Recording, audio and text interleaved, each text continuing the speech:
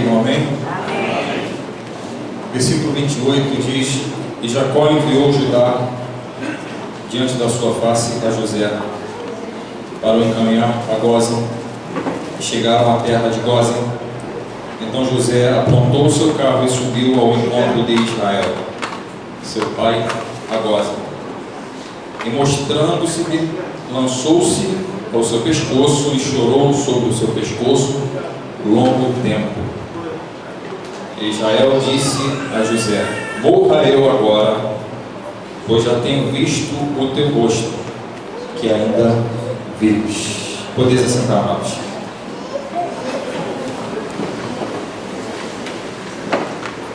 Confesso que nessa noite eu não tenho nenhum sermão pronto, mas tenho uma palavra de Deus no meu coração, e sei que esses momentos não são agendados por nós, e sim por Deus.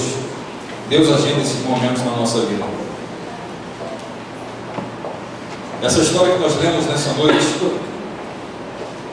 é a história de José do Egito, chamado José do Egito. Na verdade não era do Egito, era o José de Deus, no Egito. E como é bem conhecido de todos nós, esse trecho ele relata um momento muito importante na vida de José e do seu pai. Um dos momentos mais emocionantes da sua vida. Um dos momentos mais emocionantes da história da família de José e de Jacó, aqui chamado de Israel. Porque assim Deus mudava o seu nome, que significava enganador, suplantador, devido aos trambiques que ele mesmo executou para poder enganar o seu irmão com um prato de lentilhas. E todos os irmãos conhecem a história, mas essa história, esse momento foi o momento mais importante, um dos momentos mais emocionantes da vida de Jacó, principalmente. Jacó tinha 4 mulheres: Raquel, Bila, Zilpa e Lia. Ele trabalhou 7 anos para que se casasse com Raquel. E findados esses 7 anos, como todos nós conhecemos, ele foi enganado, assim como ele também enganou muita gente. Nessa vida acontecem muitas coisas assim. Nós plantamos sementes e colhemos aquilo que plantamos. E Jacó, cujo nome significava calcanhar, que vem do hebraico Kevin, o seu nome foi trocado através de um trocadilho da época para Yaakov, ou seja, tu não és o calcanhar, tu és aquele que puxa pelo calcanhar, tu és aquele que tenta enganar. E ele ficou conhecido como Jacó, o enganador, o suplantador, porque roubou do seu irmão, enganando com um prato de lentilhas a sua primogenitura, recebendo em lugar de Esaú a bênção do seu pai.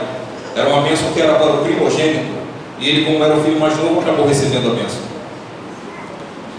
Depois que ele casou-se com Lia, teve também Raquel, trabalhou mais 7 anos, casou-se com Raquel e teve mais 2 mulheres. E nasceram muitos filhos. Lia teve a maior parte deles, são os filhos que fazem parte das 12 tribos de Israel. Bila e Zilpa tiveram mais 2 cada um. E Raquel, que era a sua mulher amada, a mulher por quem ele trabalhou há 14 anos, teve José, o seu filho amado, o mais amado de todos naquele momento. E Benjamim, que era o mais novo, após receber a triste notícia de que José havia sido morto por bestas feras. Mas a história de José ela não começa aqui, ela começa há muito tempo atrás, quando Deus chamou Abraão de Ur e falou, ele fez promessas a Abraão, dizendo: sai da tua terra, da tua parentela, e vai para uma terra que eu vou te mostrar. Então Abraão, obedecendo a Deus, junto com a sua família, levou sua família, ainda servia a alguns deuses, mas obedeceu o chamado de Deus, saiu de Ur, fez todo aquele trajeto que nós hoje aprendemos na escola dominical, passou por Arã, de Arã foi para Siquém, de Siquém ele permaneceu ali na terra dos cananeus, houve fome, foi ao Egito, depois voltou a Siquém. Esse trajeto todos nós conhecemos. Teve Isaac, depois Isaac teve Jacó, e Jacó, através de Jacó nós chegamos até José. Então a história de José é uma história que não começa em José, começa em Abraão, porque quando José nasce, ele nasce já debaixo de uma grande promessa. Ele nasce debaixo da promessa que Deus havia feito a Abraão, farei de ti uma grande nação, te darei a terra de Canaã, e através de você, benditas serão todas as famílias da terra. A tríplice promessa que Deus havia feito a Abraão alcança José. Mas, no convívio com seus irmãos, Jacó o destacou, dando-lhe uma túnica colorida, túnica essa que até alguns pregadores gostam muito de pregar sobre essa túnica. Era a túnica do destaque, alguns chamam, túnica colorida. Era realmente uma túnica diferente, que destacava, que dava honras, né? Que destacava o seu filho amado, fruto do seu amor por uma mulher que ele mais amava, que era Raquel. Trabalhou 14 anos por essa mulher. Eu também trabalharia até 20, 30 anos pela minha esposa. Eu sei muito bem o que é isso. Gostava, né? Maravilha. Então ele trabalhou 14 anos e teve José, e ele amava muito José. E os seus irmãos enciumados por José pela sua túnica, pelo seu destaque, eles começaram a fazer represálias contra José, começaram a destacar José mais para lá. Não, você não é bem da nossa turma, você é um X9, você cagueta a gente com o nosso pai. E José realmente não era muito fácil, ele realmente observava os seus irmãos, ele realmente, falando dos seus irmãos, ele estava perto, exatamente para observar as veredas dos seus irmãos, para mais tarde contar para o seu pai. Então José também tinha sua parcela de culpa referente a este assunto. Mas os seus irmãos, a Bíblia diz que o ciúme foi crescendo, o ódio foi crescendo no coração daqueles irmãos, em relação a José, em relação a todos os benefícios, todas as regalias que José tinha e os seus irmãos não tinham. Havia conflitos. Isso aqui dá tem 4 mulheres, nunca deveria ter sido assim. 4 mulheres é problema, irmãos. É difícil administrar uma mulher, imagine 4. Administrar 4 mulheres é problema para a vida do homem. E junto com as suas mulheres, a cada um, mais 10 filhos, 12 filhos. Imagina aí que dificuldade aquele convívio, né? Mas todos eram filhos dele, todos eram filhos de Jacó. E diz a Bíblia que, num dado momento, aqueles meninos se reuniam, e enquanto eles se reuniam, maquinavam um plano maquiavélico, né? Para poder dar cabo à vida de José, porque a presença de José incomodava eles. E José então entrou numa de contar uns sonhos que ele estava tendo da parte de Deus, de que o sol e a lua se dobravam diante dele. Aí que a raiva, aí que a fúria aumentou, a ira aumentou. E a ira ficou tão grande que os seus irmãos, enciumados, dizendo: agora nós vamos nos dobrar até José? José não guardou aquilo em silêncio, não guardou aquilo em segredo, e aquilo deixou os irmãos furiosos. Muita gente não entende o plano de Deus na nossa vida. Muita gente não entende a chamada de Deus na nossa vida. E muitas vezes a maldade, a crueldade vem de dentro dos nossos próprios irmãos. Não me refiro a esta igreja, mas me refiro num panorama geral, que a maldade, muitas vezes a inveja, muitas vezes os pensamentos maquiavélicos, muitas vezes as pedradas, elas surgem das pessoas que estão mais próximas de nós. Elas surgem da nossa parentela, elas surgem do nosso seio familiar, elas surgem dos irmãos que estão mais próximos de nós.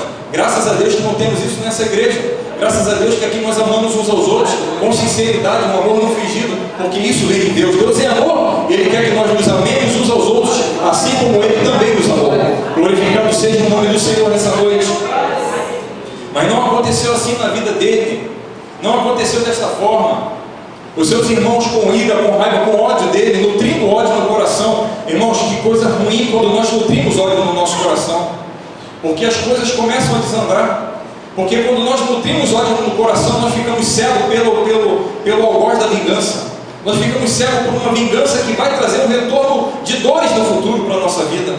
E aqueles irmãos, eles maquinaram jogar José dentro de uma cisterna, rasgaram as suas roupas, lançaram sangue nas suas roupas, para que parecesse com que um animal houvesse tragado José e devorado José. E então chegaram ao seu pai e deram a triste notícia: olha, nosso irmão José, ele foi tragado por uma besta fera, e a besta fera matou o nosso irmão. Mas na verdade eles haviam jogado José na cisterna. Dali José na cisterna, a Bíblia diz que Deus estava com ele também na cisterna. E dali da cisterna ele foi vendido para os midianitas. Nós falamos sobre isso hoje na escola dominical, que Midian era filho de Quetura, então estava tudo ali próximo. E ali dos midianitas ele foi, eu estou contando rapidamente a história, eu não preciso me ater a detalhes para você entender o que Deus quer falar com você. O que Deus quer falar com você é muito simples.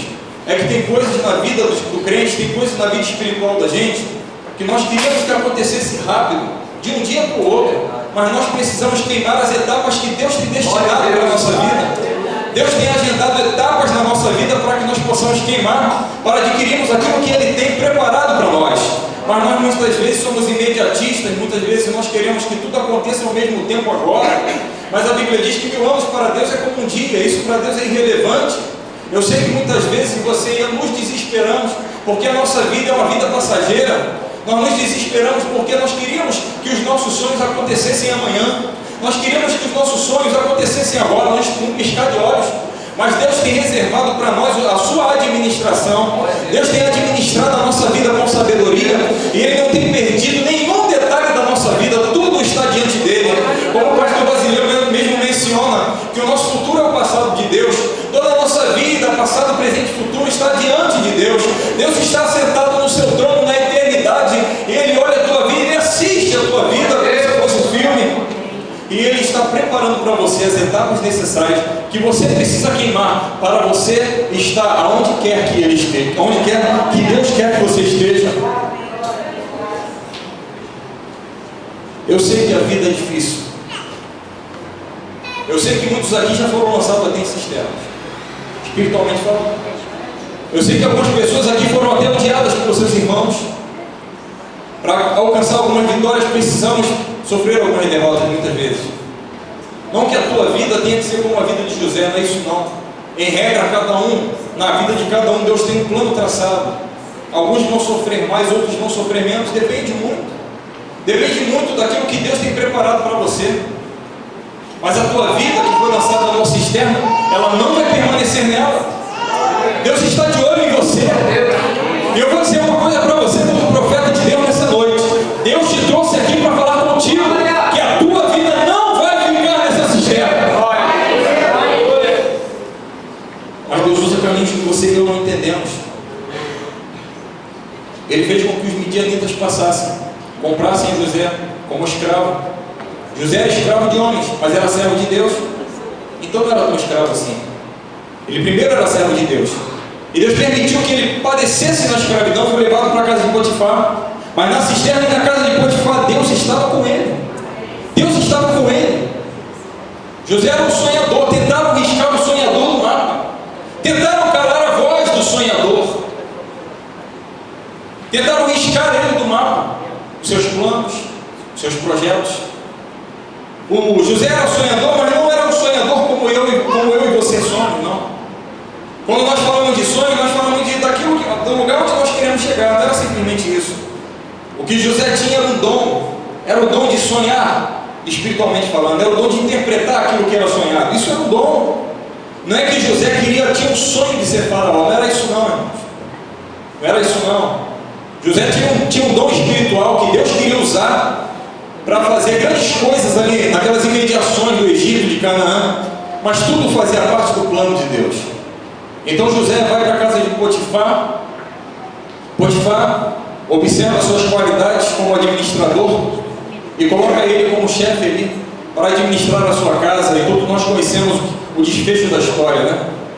A mulher de Potifar se interessa por ele, obviamente. Pode ter batido a curiosidade porque ele não tinha traços de egípcio, tinha traços de hebreus, e isso poderia despertar a curiosidade nela. Também houve uma mão diabólica ali para que ela gostasse dele. Então ela começa a investir contra a vida dele, para tentar fazer com que ele saísse exatamente do trajeto que Deus queria colocá-lo. Ele mesmo ali na casa de Potifar como escravo, ele estava exatamente onde Deus queria que ele estivesse. Era a etapa que ele tinha que queimar. Ele deveria estar exatamente ali, exatamente ali. Muitas vezes nós não entendemos por que estamos e como estamos, mas de forma até contraditória, nós estamos exatamente onde Deus quer que nós estejamos. Porque Ele tem planos naquele momento ali, naquele lugar. E José estava ali na hora certa, no lugar certo. Era para ser vendido, era para estar como escravo. Isso parece uma coisa muito contraditória. Isso parece que Deus trabalha na contramão, e Deus trabalha mesmo na contramão. E a mulher de Potifar, ela o calunia, ela faz todo aquele cenário de injúria e calúnia, e ela faz com que José fosse lançado na prisão. Mas Deus também estava na prisão com José. Deus estava também, o mesmo Deus que estava na cisterna, o mesmo Deus que estava na casa de Potifar, era o mesmo Deus que também estava na prisão. E quando Deus quer mover algo na vida da gente, Ele mesmo se encarrega de prover as circunstâncias. Ele mesmo cria a circunstância para nos abençoar. E ali José estava com o copeiro, com o padeiro, e todos nós conhecemos essa história muito bem. Eu só estou passando para que a gente relembre rapidamente. Eles haviam tido um sonho, José interpreta o sonho deles, e José disse: não esqueça de mim. Mas eles seguiram, um morreu, o outro ficou vivo, e quando José menos esperava, o faraó não consegue dormir, tem um sonho das 7 vacas gordas e 7 vacas magras. E o Egito era conhecido como o país que tinha uma boa administração sobre os materiais, sobre a comida. Tanto é que dificilmente o Egito passava um problema de fome. Mas diz a Bíblia que a fome apertou. A fome apertou em Canaã, a fome apertou naquelas imediações, nas nações vizinhas. E a fome estava assim chegando ao Egito. E os suprimentos dos armazéns de Pitom e das outras cidades armazém que o Egito tinha já estava acabando. E a coisa já estava começando a ficar séria. E o rei sonha que iria ter uma vaca gorda, e vinha uma vaca e comia a outra vaca. A vaca gorda comia a vaca magra, e assim sucessivamente.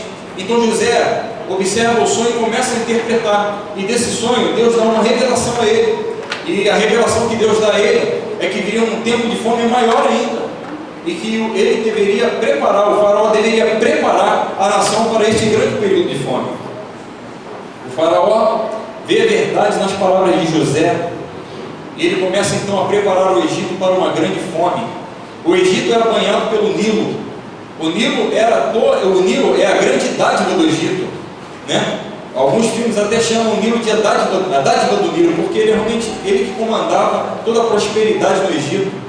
Quando o Nilo subia, o Egito era próspero. Quando o Nilo descia, o Egito passava por problemas sérios de seca, de fome e problemas de falta de prosperidade até. Então ali tudo aquilo foi armado de acordo com o que José falou, de acordo com a interpretação de José. E o faraó fez exatamente do jeito que ele interpretou. Colocou um anel no seu dedo e a história de José muda ali. Ele diz para José: José, agora você vai ser o segundo faraó desta terra. Agora você vai ser o governante. Os irmãos imaginem que é só nós termos um pouco de paciência, um pouquinho de paciência, para nós vermos